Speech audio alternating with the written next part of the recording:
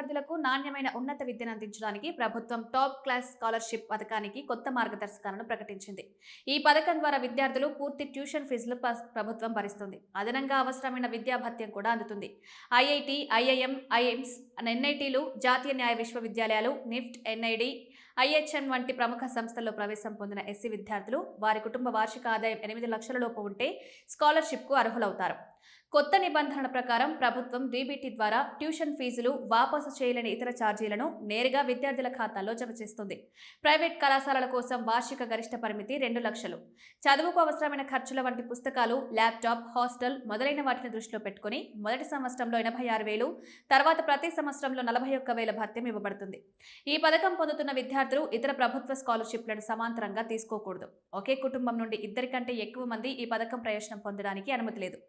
ఎంపికైన తర్వాత కళాశాల మార్పు చేసిన విద్యార్థులు అర్హత కోల్పోతారు.